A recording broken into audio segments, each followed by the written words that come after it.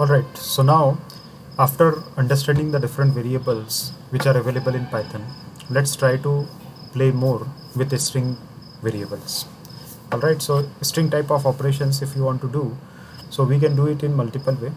In past videos we have been doing string operations, so we'll going to pick up from where we have left in the string things.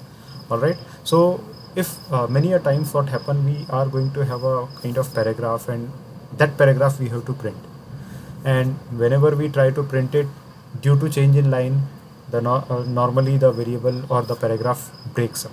So here we will see, if we have a continuous word set of words written in form of a paragraph, how to print complete paragraph or how to move complete paragraph in a variable.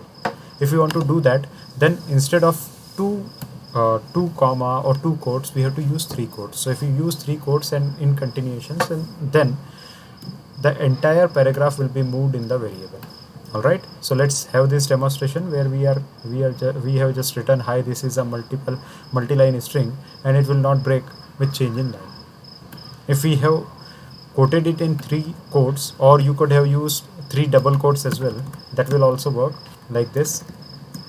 Okay, so this is also work, this is also can be this is something can also work.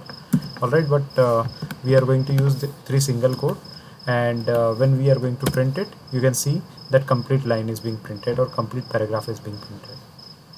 All right, now one thing we have to understand in Python, if we are going to write a complete statement, then that complete statement will be stored in a variable, and in this variable this complete statement will be print as an array. Okay, so if it is being stored in the variable as an array, then what will happen, this entire string will be broken into different characters, like h will be starting with index 0, this will be string, this will be 1, this will be 2, 3, 4, 5, and so on. So if you want to access a specific element of the array, then you can use it with the notation where we have to write the array name, which is a, and in big braces we have to write the index. So index is, let's say we are looking at what is there at 6th position. What is there at 6th position? If you want to know that, then what you have to do, you have to just write a and the index number 6. So 0, 1, 2, 3, 4, 5, and 6. So it should be S. We could have seen, and you can see S is being displayed. All right.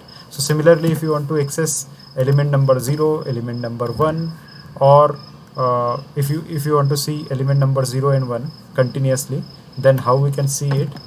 Just we have to print a, element number 0 and then 1 after another. So it is going to print hi. All right, but many a time what we want to do is we want to kind of print all the statement, all the characters starting from some specific number till some specific number. So if you want to print that in continuation, so you can print it from 1 till 10 or 1 till 15 or whatever you want to print. So that has to be put it in big braces, separated by a column. So when you print it, sorry, I need to unquote it. Yeah, so this is how I am printing it from 1 to 15, or you can put it from 0 to 15, so it will be hi, this is ARR or something like that, till 15 characters it has been printed. All right, so this is how you can print different statements. Similarly, if you want to know the length or number of characters which are present in this entire statement, so you can use len function, which is going to print the length of variable a.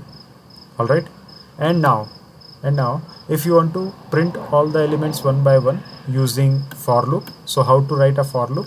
To write a for loop in Python, you just need to use for and then the iteration, and from where to where we have to iter. So we have to iter from iter entirely in this array, so we are just mentioning the array and then printing the value of I, which is getting stored.